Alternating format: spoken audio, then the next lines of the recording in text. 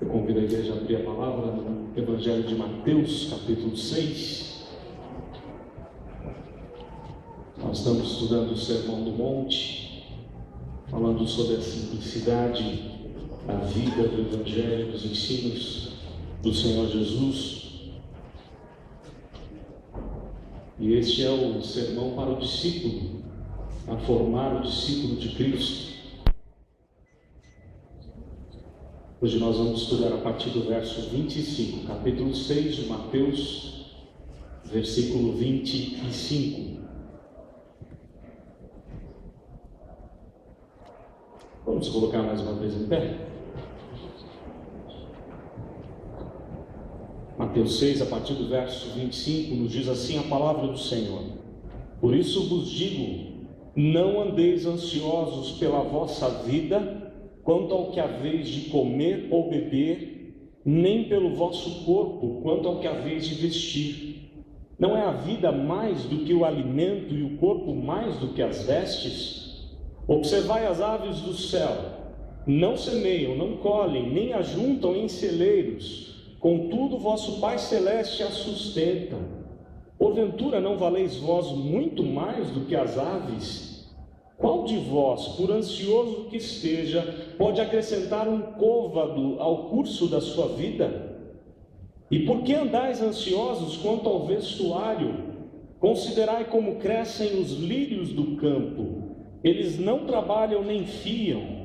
Eu, contudo, vos afirmo que nem Salomão em toda a sua glória se vestiu como qualquer deles. Ora, se Deus veste assim a erva do campo, que hoje existe e amanhã é lançada no forno, quanto mais a vós outros, homens de pequena fé?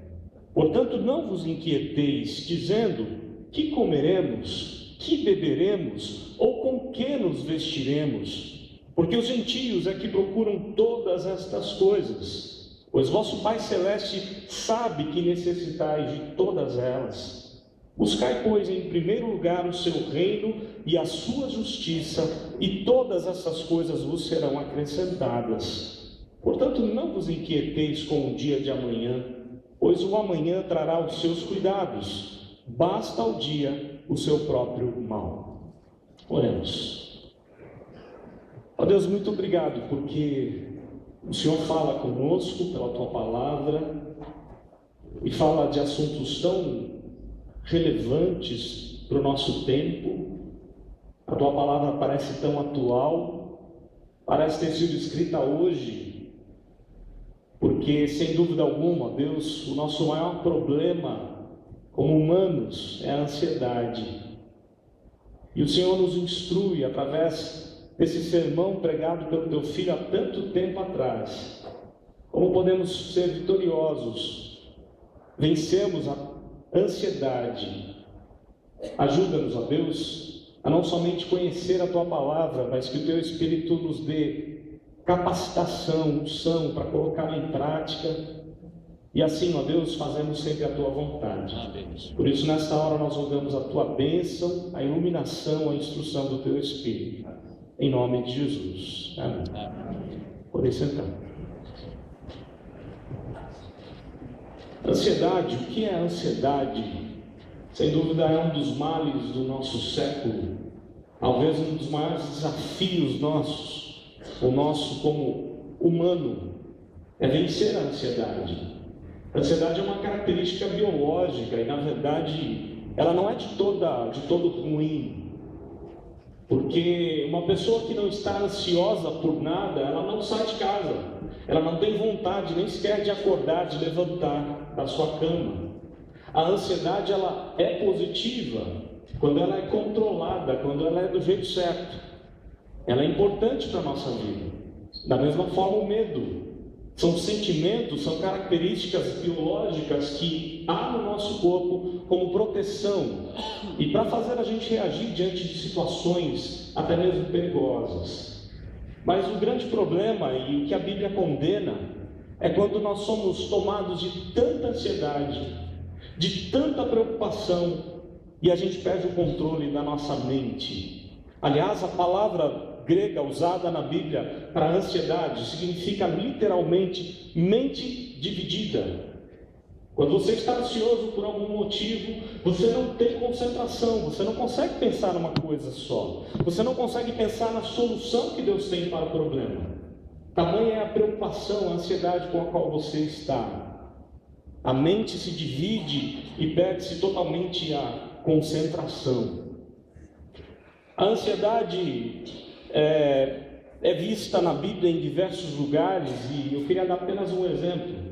O exemplo da Marta, irmã de Maria e de Lázaro, quando o Senhor Jesus está ali ensinando sobre coisas tão relevantes do reino de Deus, e ela estava ansiosa, preocupada com aquilo que não era tão importante. É um grande exemplo para a gente pensar como a gente se distrai, como a nossa mente se distrai com aquilo que não é relevante, como a gente se preocupa demais com aquilo que deveríamos deixar para lá, ou deixar nas mãos de Deus. E o Senhor Jesus ensina a Marta então que ela não deveria estar tão preocupada com as coisas da vida, com o que comer, com a casa toda arrumada para o Senhor Jesus, mas sim com os ensinamentos que ele tinha transmitido, ou que ele estava transmitindo. Algumas características da gente com respeito à ansiedade são muito interessantes. 40%, segundo os pesquisadores, 40% da nossa preocupação com as coisas da vida são com coisas que nunca irão acontecer. Ou seja, 40% das suas preocupações jamais vai acontecer e você se preocupa. Segundo os especialistas, psicólogos, psiquiatras e outros especialistas. 30% com coisas que já passaram. Vejam só, 40% com coisas que jamais vão acontecer, 30% com coisa que já passou. E a gente fica perdendo tempo muitas vezes com a nossa ansiedade. Apenas 8% com coisas relevantes. Vejam só, 8% da nossa mente se concentra com aquilo que realmente deveria se concentrar. O resto é tempo jogado fora, é preocupação, é correr atrás do vento e coisas assim como a Bíblia nos diz. Em resumo, 92% das coisas que nos preocupam fogem do nosso controle. E esses 92% deveriam ser colocados aos pés daquele que consegue resolver, daquele que tem controle sobre todas as coisas. 92% das nossas preocupações nós não teremos como resolvê-las. Então o ideal é colocar diante do Senhor. Aliás, a Bíblia dá essa dica. Pedro escreve dizendo que nós devemos lançar sobre Ele a nossa ansiedade, porque Ele tem cuidado da gente. Paulo vai mais específico ainda. Paulo diz que nós não devemos estar ansiosos e em tudo, porém, devemos colocar diante de Deus através da oração, da súplica, do derramar-se diante de Deus e da ação de graças. E aí o texto continua lá em Filipenses 4, dizendo assim: e a paz de Deus, que excede todo entendimento, guardará a vossa mente. Ou seja, a mente bagunçada pela preocupação, pela ansiedade, mente dividida, se você colocar diante de Deus essa preocupação em oração, confiar nele, se entregar a Ele, entregar suas preocupações a Ele, você vai ter da parte dele a paz de Deus na sua mente. É isso que o apóstolo Paulo fala aos Filipenses. E aí quando a gente olha para esse sermão, o Senhor Jesus também tem algumas lições preciosas com respeito à ansiedade. Muitos perdem o sentido do texto porque não dão atenção nas palavras. Vejam que o verso 25 inicia: por isso vos digo. Em outras palavras, o Senhor Jesus está considerando tudo aquilo que já foi dito, principalmente nesse capítulo 6 que nós já estudamos. O que ele vai dizer agora sobre a ansiedade está totalmente ligado ao que ele já disse. Se nós não conseguirmos trabalhar o que ele já disse, nós seremos pessoas extremamente ansiosas. E aí, o que o Senhor Jesus já tinha dito para a gente? Que a gente deve confiar nele e confiar nossa vida em oração. Aliás, ele ensinou a orar, a oração dominical. Não só orar, mas um derramar-se diante dele no jejum, numa entrega total e urgente ao Senhor. Depois ele ensina a gente sobre qual é o tesouro que a gente está ajuntando na vida. Se o nosso tesouro for aqui da terra, nós seremos pessoas extremamente ansiosas, mas se os nossos tesouros estão nos céus, onde ninguém pode mexer, a nossa ansiedade será muito menor. O Senhor Jesus ainda vai falar sobre a ênfase do nosso olhar, o que nós temos olhado na vida, para as coisas dessa vida, para as trevas deste mundo. Ele fala disso, versos 22 e 23. E o Senhor Jesus fala também qual é o nosso Senhor. A quem você está servindo? Se você está servindo a Deus, então você tem toda a chance de ser uma pessoa menos ansiosa. A quem servais? A dois senhores? Impossível. Ou vai servir, agradar a um, ou vai desagradar do outro. Tudo isso nós já vimos nas semanas anteriores. E agora ele vai falar sobre a ansiedade. Depois que a gente considera tudo o que ele já disse, aí ele vai ensinar algumas ações muito práticas sobre como vencer a ansiedade. Ações práticas para vencer a ansiedade. Isso não quer dizer que é uma receita fácil. Não é isso? O ensinamento bíblico não é como fazer um bolo. A vida cristã não é tão simples assim. Não é pegar a receita, os ingredientes, colocar em prática e achar que está tudo certo. Não é bem assim. Tem que esperar, tem que confiar, tem que ter paciência. São práticas da vida cristã, mas o Senhor Jesus ensina algumas coisas para a gente. Eu queria compartilhar com a igreja algumas atitudes práticas contra a ansiedade. E a primeira atitude, aliás, existem 3 verbos nesse trecho que nós lemos que nos chamam muita atenção. E eu queria então compartilhar um pouquinho sobre esses versos usados pelo Senhor Jesus. O primeiro deles, olhando para a providência de Deus. A primeira ação prática que a gente tem para vencer a ansiedade é olhar para Deus que providencia a solução para os nossos problemas. O verso 26 diz: observai as aves do céu. O verbo observar usado aqui pelo Senhor Jesus. É interessante alguma coisa desse verbo. Primeiro que é uma ordem. O Senhor Jesus está pregando um sermão num monte, numa montanha, numa primavera tão bela, tão florida, num contexto totalmente diferente daquele quando a lei foi entregue por Moisés.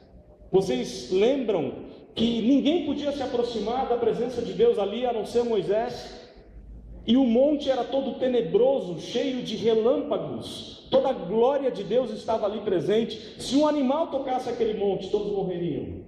E agora o Senhor Jesus está naquela primavera tão bela e dizendo às pessoas para que viessem até Ele para ouvir aquilo que Ele tinha para ensinar. E naquele momento o Senhor Jesus meio que para o seu sermão e mostra às pessoas: olha, observem as aves dos céus. Interessante que ele dá aqui uma ordem, e a palavrinha, o verbo observar aqui, significa literalmente fixar os olhos para enxergar. O que nós poderíamos traduzir para o nosso tempo como dar foco. Você já viu uma câmera fotográfica? Você vai tirar a foto, você precisa achar o foco, senão a foto vai ficar toda embaçada, toda esquisita. Quem não enxerga bem, como é o meu caso, rapidamente eu não consigo até identificar pessoas facilmente na rua. Eu preciso parar para olhar, preciso pegar o foco. E a ideia que o Senhor Jesus tem para a gente é: nós precisamos de foco. Nós precisamos focar aquilo que Deus é, aquilo que Deus faz. Deus é o Deus da providência, e o exemplo que ele usa aqui é que nós precisamos olhar para as coisas da vida, porque a vida é muito mais importante do que as coisas. A vida é muito mais importante do que as coisas que nós temos. Aliás, ele diz isso no final do verso 25: não é a vida mais do que o alimento e o corpo mais do que as vestes? E agora ele fala para a gente observar, com muito cuidado, com muito carinho, observar as aves dos céus. Observar a criação de Deus, observar o cuidado que Deus tem para com aquilo que Ele criou. E se Ele tem um cuidado tão especial com as aves, quanto mais da gente. Essa a argumentação do Senhor Jesus. E a palavra que Ele usa, esse observar aqui, significa olhar no rosto, fitar os olhos, olhar e profundamente olhar.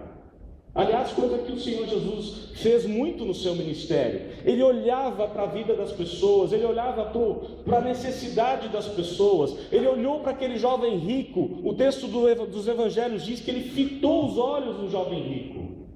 Em outras palavras, o Senhor Jesus, ele olha para a gente, ele olha para o nosso problema, ele olha para a nossa situação. E ele ensina que a gente deve fazer a mesma coisa, olhar para as pessoas, para as necessidades das pessoas. Olhar para esse mundo tão maravilhoso que Ele criou. Aliás, Essa ideia do olhar é muito significativa. Eu estava ouvindo há um tempo atrás um especialista em arte falando do quadro da Mona Lisa.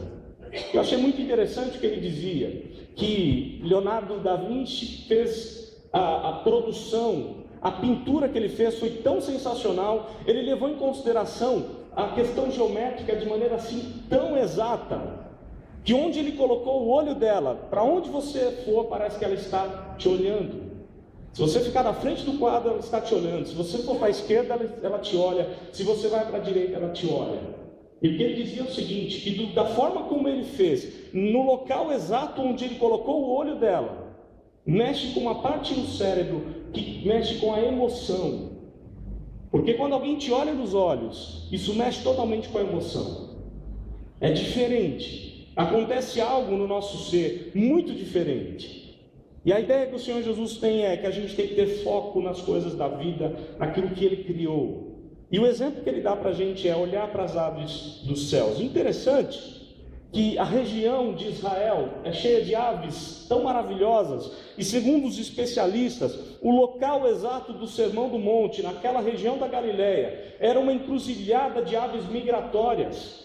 É muito provável que enquanto ele falava, bandos de aves vinham em diversas direções e para diversas direções, e ele para tudo para mostrar: olhem para essas aves, observem essas aves. É interessante a gente observar aquilo que Deus criou.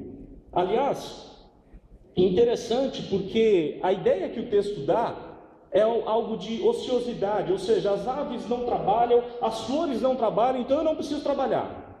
Não é isso que o Senhor Jesus está ensinando. Ele está dizendo que nós não podemos ficar ansiosos, porque se as aves, elas não conseguem planejar o futuro, e essa é a ideia, se as aves não conseguem planejar o futuro, e ela tem o sustento para o dia de amanhã, muito mais vós. E ele chama a atenção da gente porque nós não somos apenas criaturas de Deus. Se temos Cristo, somos filhos de Deus. Ou seja, nós teremos o suprimento para a nossa vida com toda certeza. Aliás, nós humanos, só por sermos humanos, nós temos uma vantagem muito maior do que as aves, porque somos a imagem e semelhança de Deus. A argumentação do Senhor Jesus ela é muito significativa.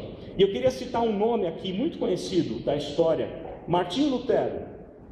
Martinho Lutero, analisando esse texto, ele diz assim: o que Jesus está fazendo aqui é fazendo das aves os nossos professores e mestres. Vejam só, Jesus está fazendo das aves os nossos professores e mestres. Ele diz mais: um frágil pardal se torna teólogo e pregador mais sábio para o homem mais sábio deste mundo. As coisas que Deus criou, as aves que Deus criou, podem ser mestres para a gente. Quando você está passando por aquele momento tão difícil da sua vida, quando aquilo que está te atormentando, a preocupação é tão grande, e você olha para a natureza, você olha para a beleza, as cores das aves, você olha para o cuidado que Deus tem para com a natureza, e aí você se lembra que Deus te ama. E muito mais do que a ave, Ele enviou Jesus para morrer por você. Isso deve tirar do nosso coração toda a ansiedade, porque a vida, ela é mais importante do que qualquer coisa. Verso 25, não é a vida mais do que o alimento, e o corpo mais do que as vestes? Certa vez chegou um homem todo ansioso, preocupado, para dar uma notícia a John Wesley, um dos grandes líderes do reavivamento na Inglaterra.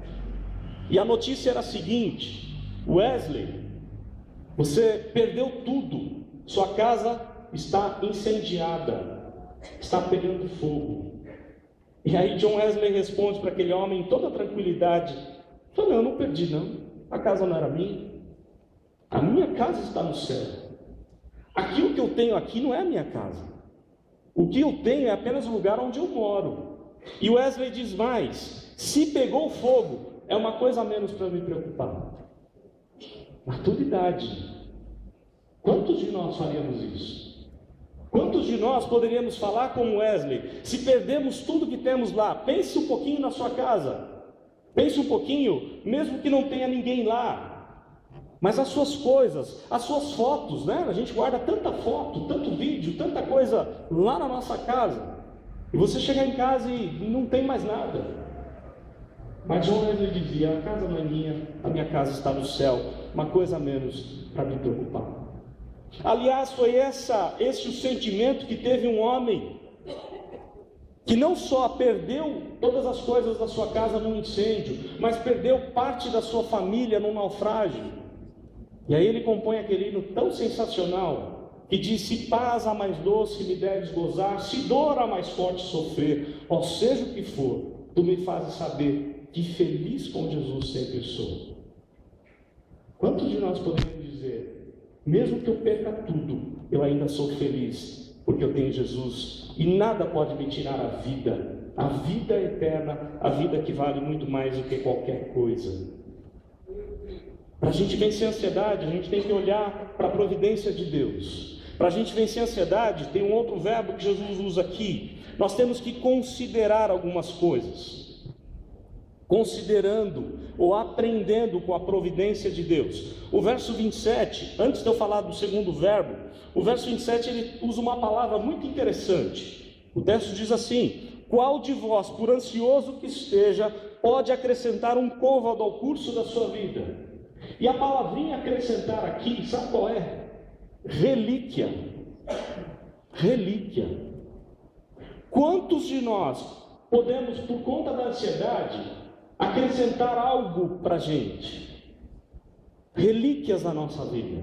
É claro que o Senhor Jesus está falando, alguns creem sobre estatura, mas tudo indica que Ele está falando sobre tempo de vida. A palavra relíquia usada aqui tem a ver com tempo de vida, com maturidade.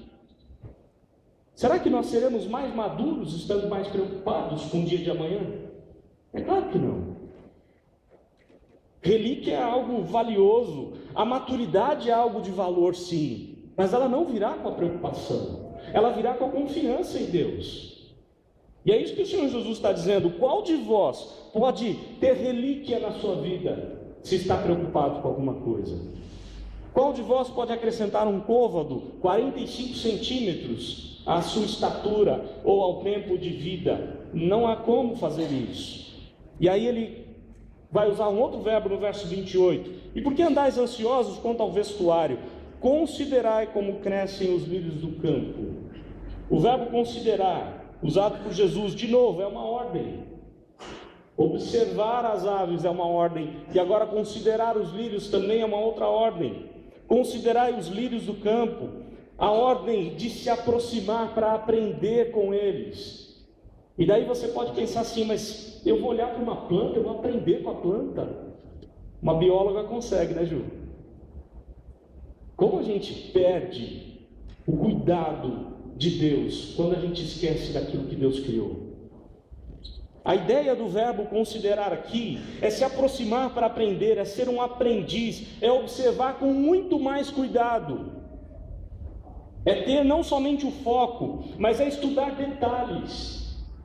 E ele está dizendo isso: estudem os detalhes das plantas, e vocês verão que jamais Salomão, em toda a sua glória, conseguiu se vestir com tanta beleza, com tanta glória, como cada uma das plantas. E daí ele vai dizer o seguinte: se Deus cuida das plantas, que hoje existe, que amanhã vira combustível, é jogado ao fogo, porque era utilizado assim para combustível, muito mais a sua vida, muito mais os seus problemas, Deus está interessado com a sua vida. Deus está interessado com os seus problemas, Ele sabe dos detalhes, Ele sabe das necessidades que todos nós temos. Deus conhece profundamente a nossa vida. E aí, na teologia, nós estudamos sobre providência de Deus, e é algo muito interessante. Existe a providência geral, a providência especial e a providência especialíssima. A providência geral é o cuidado que Deus tem para com tudo que Ele criou, como plantas e aves, o exemplo usado por Jesus. A providência especial é o cuidado que Deus tem para com o ser humano, criado à sua imagem e semelhança, seres racionais. Deus tem um cuidado especial para com cada ser humano, diferente com o que Ele tem com o animal, com a planta. mesmo não sendo ele temente a Deus, mesmo sendo ele um homem que despreza ao Senhor, mesmo sendo ele um homem que não quer saber da vontade de Deus, Deus tem um cuidado especial para com aquele que é a sua imagem e semelhança, a providência especial. Mas existe a providência especialíssima, e essa é somente para aqueles que são chamados filhos de Deus. O cuidado que Deus tem para com seus filhos, a Bíblia diz que nós somos a menina dos olhos de Deus. A Bíblia diz que se nós arrumarmos briga com alguém de Deus, está arrumando briga com o próprio Deus, porque todas as coisas Deus faz, Deus trabalha para o bem daqueles que o amam. Todas as coisas Deus faz para o seu povo. Todo o cuidado que Ele teve com o povo lá no deserto, 40 anos, quando nunca faltou nada para aquele povo. As sandálias dos pés não se acabaram, a vestimenta não acabou, a comida sempre tinha, a água Deus fazia fluir da rocha. Quando a gente olha para o cuidado de Deus para com o seu povo, a gente só pode agradecer por esse cuidado e essa providência especialíssima que Ele tem. A gente precisa parar um pouquinho para pensar nisso. A gente precisa parar um pouquinho para pensar que nós temos um Deus que é o nosso refúgio e fortaleza. É o socorro bem presente, naquele momento difícil, na hora da tribulação.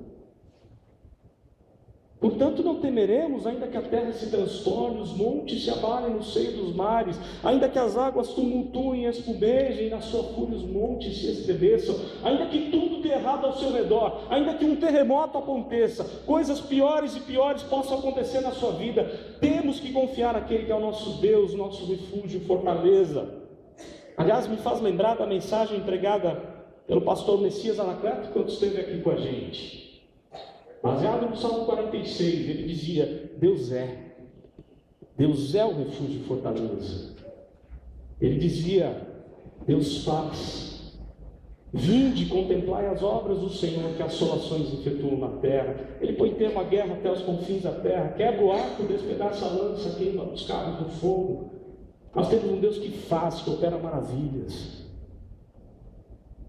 Mas Ele não só é como Ele faz, e o pastor Messias trouxe também para a gente como mensagem: Deus está conosco. O Senhor dos Exércitos está conosco, o Deus de Jacó é o nosso refúgio. Se é assim, se Deus está, se Deus faz, aquietai-vos e saber que eu sou Deus. George Miller, um homem muito usado por Deus, cuidava de 2.000 crianças, e por diversas vezes ele não tinha o que dar para comer para aquelas 2.000 crianças no seu orfanato em Londres. Daí certa vez perguntaram para ele: mas como é que você consegue viver nessa pressão toda, nessa preocupação toda de no dia seguinte não ter o que dar para comer para aquelas crianças?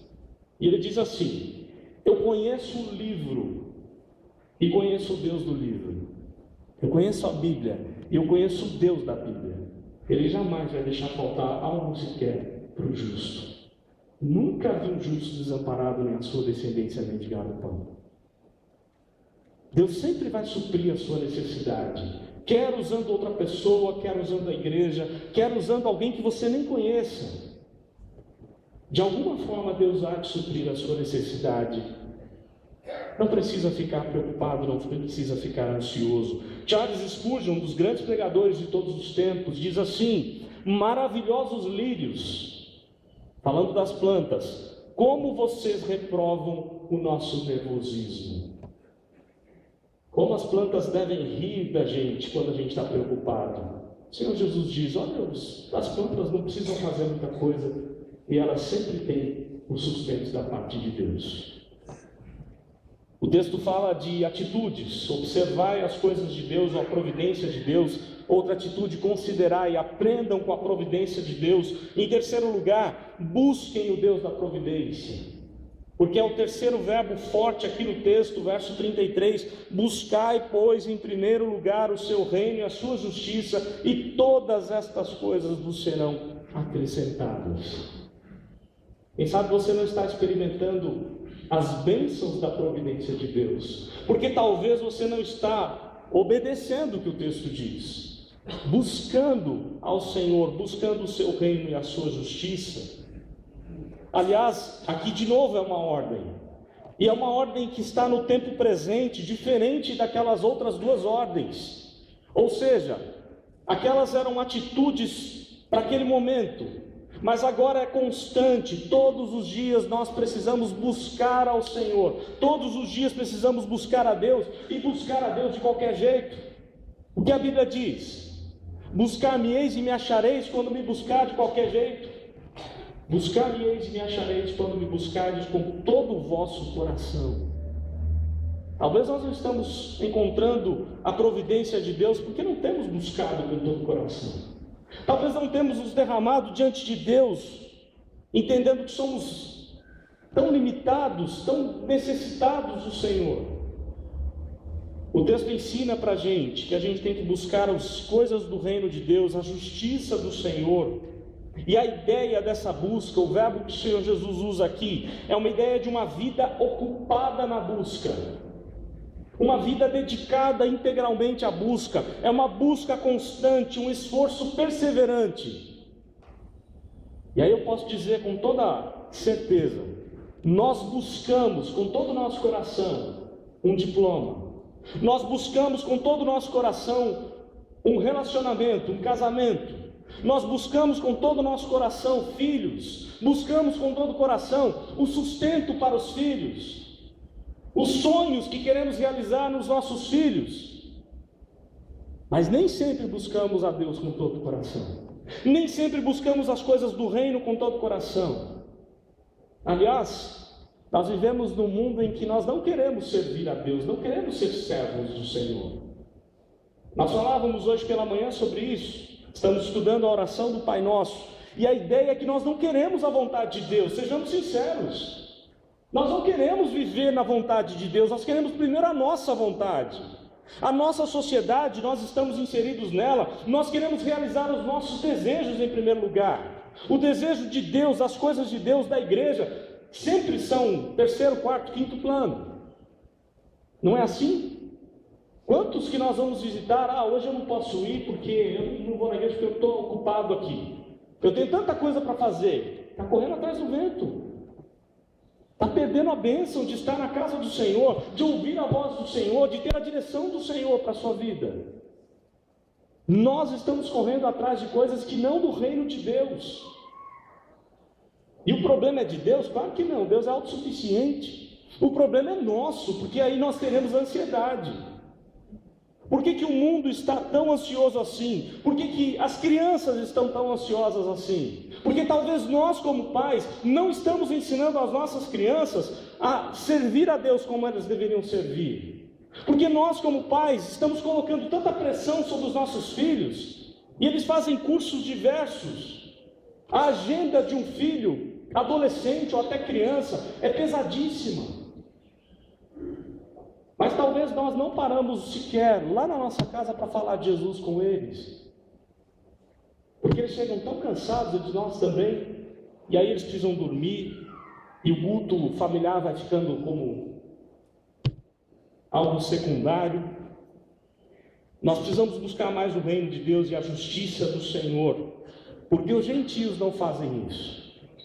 O texto deixa claro que os gentios é que ficam ansiosos, porque tem um detalhe muito interessante. Deus não nos chama como escravos, Ele nos chama de filhos. Ele diz assim, que nós temos um Pai celestial, e Pai é aquele que provê, que cuida, e um Pai perfeito como Deus, Ele jamais vai deixar faltar aquilo que tanto precisamos. Mas os gentios não têm essa consciência, os gentios não reconhecem o reinado de Cristo na sua vida, os gentios não reconhecem o reinado de Cristo na área da educação, na área do governo, na área do comércio, da indústria ou da ciência. Para aquele que não é temente a Deus, tudo que está no mundo são coisas dos homens, mas para aquele que é crente no Senhor Jesus, para aquele que é temente ao Senhor, cada área da vida é importante e deve ser para a glória de Deus. Quem dera nós tivéssemos como igreja, como movimento evangélico atual, esse desejo de ser servo do Senhor. Apenas servo sou, uma música, acho que do grupo Logos, né? Tão antiga. Somos apenas servos, nada mais do que servos, mas servos comprados pelo sangue de Jesus. E Deus não nos trata como servos, Ele nos trata como filhos. Se nós não buscamos a justiça e o reinado de Deus, nós é que teremos problemas, porque Deus é muito mais do que um rei para nós. Deus é o nosso Pai Celestial. Por fim, eu queria citar alguns autores, bem rapidinho. De novo, Charles Spurgeon. Ele diz assim: a nossa vida não deve ser caracterizada por inquietações, por preocupações que geram ansiedade, nem ou pela fé. Aliás, vou ler de novo. A nossa vida não deve ser caracterizada por inquietações que geram ansiedade, mas pela fé que produz felicidade. Você quer ser feliz? Esteja aos pés do Senhor. Busque ao Senhor. Billy Graham, o grande evangelista Billy Graham: a ansiedade é o resultado natural de centralizar as nossas esperanças em qualquer coisa menor do que Deus e sua vontade para nós. A ansiedade é o resultado natural de centralizar a nossa esperança em coisas banais, fúteis, pequenas demais. O que Deus tem para nós é algo muito melhor que a gente não pode imaginar. Charles Spurgeon novamente: a ansiedade não esvazia o sofrimento do amanhã, mas esvazia a força do hoje. Porque o Senhor Jesus diz: deixa o dia de amanhã para lá, passa cada dia o seu mal. A ideia de que, se tiver o amanhã, a renovação da misericórdia de Deus será presente.